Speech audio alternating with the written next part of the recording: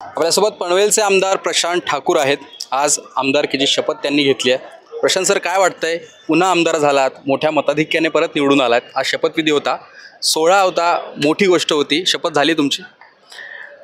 आज विधानसभेमध्ये आमदार म्हणून पनवेल मतदारसंघाचं प्रतिनिधित्व करण्यासाठी चौथ्यांदा शपथ घेता आली आहे। याचा मनापासून आनंद आहे। 2014 सालापासून देशाचे पंतप्रधान म्हणून माननीय नरेंद्र मोदी साहेबांचं काम आणि राज्याचे मुख्यमंत्री म्हणून देवेंद्र फडणवीस साहेब यांचं 2014 सालापासूनचं काम हे आता पनवेल मतदारसंघामधल्या जनतेला हे निश्चितपणानं पटलेलं आहे की विकासाच्या दिशेनं घेऊन जात आहे। आणि त्यामुळे या विकासाला साथ देण्यासाठी आणि पनवेल मतदारसंघाला पुढे नेण्यासाठी मतदारांनी विश्वास टाकला आहे। त्याची शपथ आज घेता आली, याचा मनापासून आनंद आहे। काही आमदारांचे निवडणुकीच्या मतदानाच्या किंवा मतमोजणीच्या आधीच बॅनर लागले होते, त्यात तुमचं एक नाव होतं। प्रशांत ठाकूर 100% विजयी होतील। काय गणित होतं मतदारसंघात एकूणच निवडणुकीत? खरं तर या मतदारसंघाच्या मतदारांच्या अपेक्षा या विकास झाला पाहिजे या दृष्टिकोनातून होत्या। या देशाचे माननीय पंतप्रधान नरेंद्र मोदीजी यांनी एक रहोगे एक रहेंगे तो सेफ रहेंगे हा नारा दिलेला होता।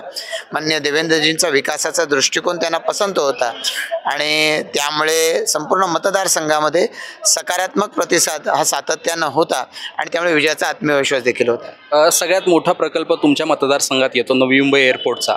काय स्टेटस आहे, कधीपर्यंत पूर्ण होईल? कारण की नवीन सरकार आले, सरकारकडून जनतेला अपेक्षा आहेत आणि सगळ्यात मोठी अपेक्षा आहे की एअरपोर्ट कधी सुरू होतं?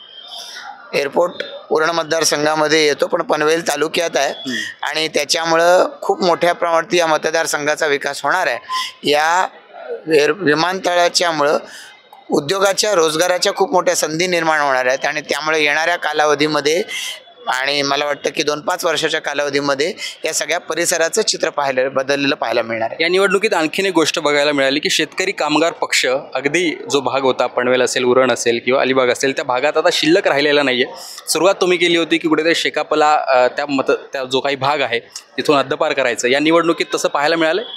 खरं तर आता शेतकरी कामगार पक्ष हा केवळ एखाद्या मुद्द्याच्या आधारे लोकांच्या पुढे जायचा प्रयत्न करतो, पण त्या शेतकरी कामगार पक्षाचा बेस त्यांचेच नेते विवेक पाटील आज 3 वर्ष तुरुंगात आहेत, त्याच्यामुळे एका अर्थानं हरवलेलं आहे।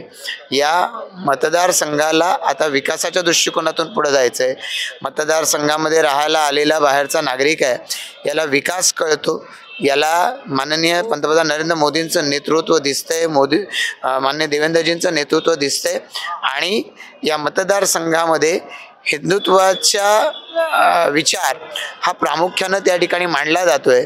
तो विचार पुढे घेऊन जाण्याच्या दृष्टिकोनातून मतदारसंघाच्या जनतेच्या अपेक्षा आहेत, निश्चितपणानं त्या पूर्ण करण्याच्यासाठी काम करायचं आहे। शेवटचा प्रश्न की आता तुम्ही चौथ्यांदा आमदार झालात, मंत्रिपदाची चर्चा होती, तुमचंही संभाव्य नाव आहे, काही चर्चा आहे, काय अपेक्षा आहेत?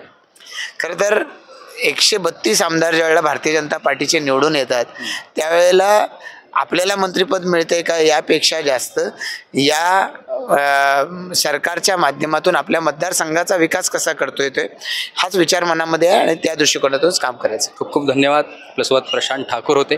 व्हिडिओ जर्नलिस्ट अक्षय जाधवसह अश्विन महाजन, मुंबई लोकमत।